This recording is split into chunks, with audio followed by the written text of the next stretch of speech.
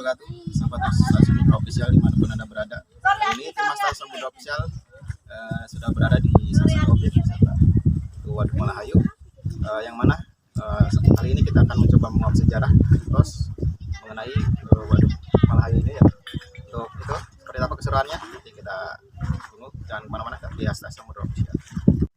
Assalamualaikum warahmatullahi wabarakatuh.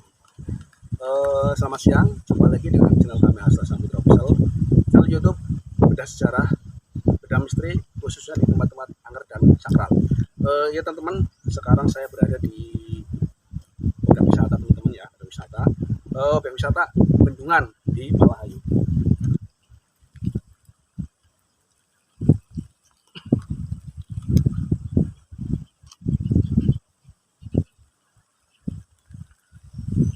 Di sini saya akan menceritakan sejarah, kisah dan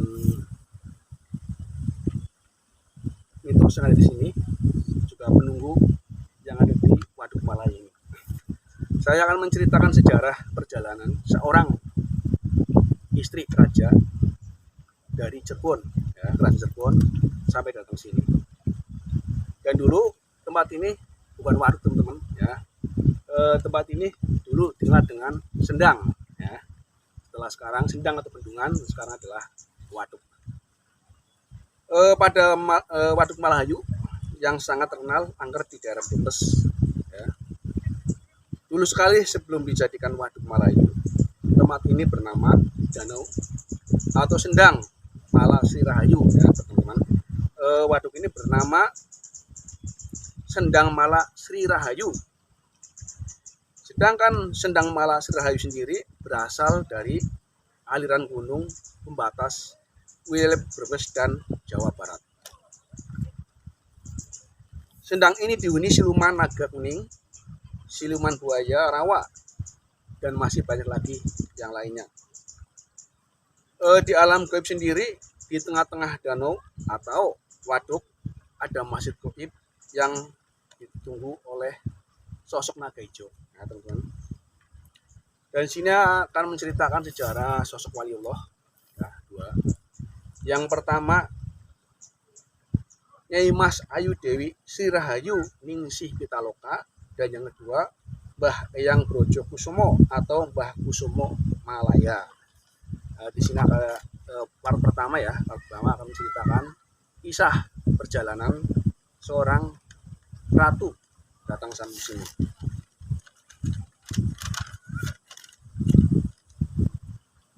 Nyai Mas Ayu Dewi Sri Rahayu sendiri masih keturunan kerajaan Cirebon yang mengasingkan diri dari kerajaan untuk mencari ketenangan hidup karena suatu masalah rumah tangga dengan suaminya. Beliau berjalan kaki melalui jalur selatan, sampailah di suatu sendang yang indah dan jauh dari keramaian, dengan tujuan belajar menghilangkan kenangan pahit, dijadikan pembantu dalam rumah kerajaan sendiri. Karena suaminya seorang raja yang punya istri banyak, dengan derita hati dan tangisan batin, Dewi Sri Rahayu Ningsih Pitaloka ingin mengakhiri hidupnya dengan mau menjeburkan diri di danau yang teramat dalam, sehingga kenangan pahitnya yang dialami cepat selesai dan tidak teringat lagi. Akan tetapi, sebelum keinginannya terlaksana, ada pemuda yang bernama Mbah Brojo Kusumo menolongnya. Karena Mbah Brojo Kusumo tidak jauh dari danau, beliau membuat gubuk kecil untuk tempat tinggalnya.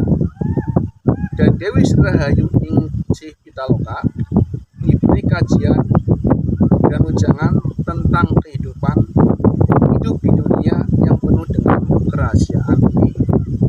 Akhirnya Dewi Sri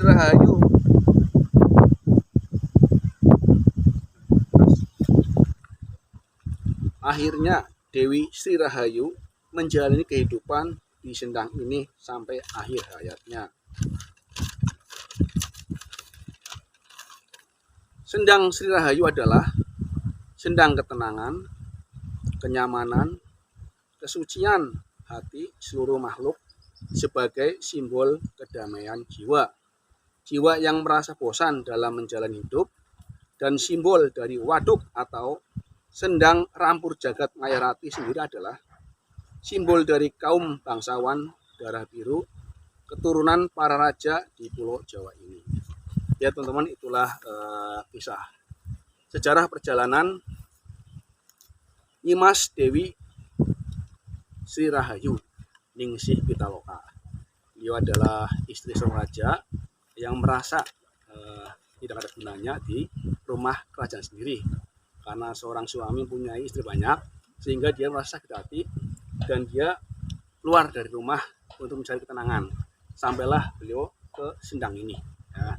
Setelah sendang sini, beliau bertujuan untuk mengakhiri hidupnya, untuk menjeburkan di sendang ini dengan tujuan supaya derita yang dijalani beliau musnah atau nggak terima lagi.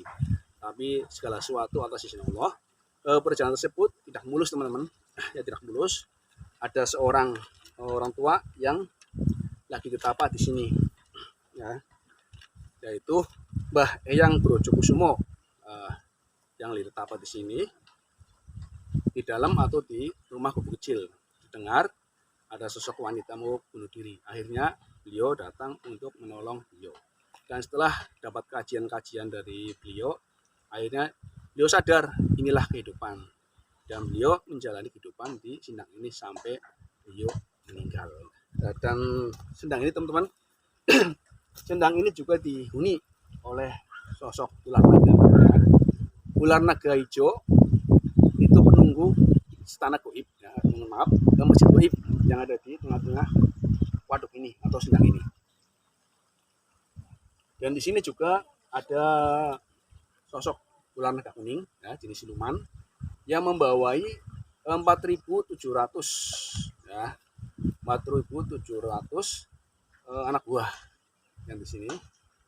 Dan ada buaya hitam dan buaya rawa, ya, juga ada di sini. Dan di depan pintu gerbang itu ada sosok macan teman-teman, penjaga gerbang goib di sini.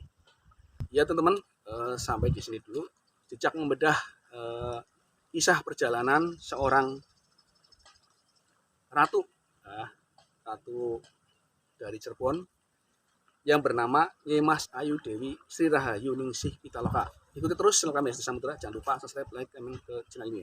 Terima kasih. Wassalamualaikum warahmatullahi wabarakatuh.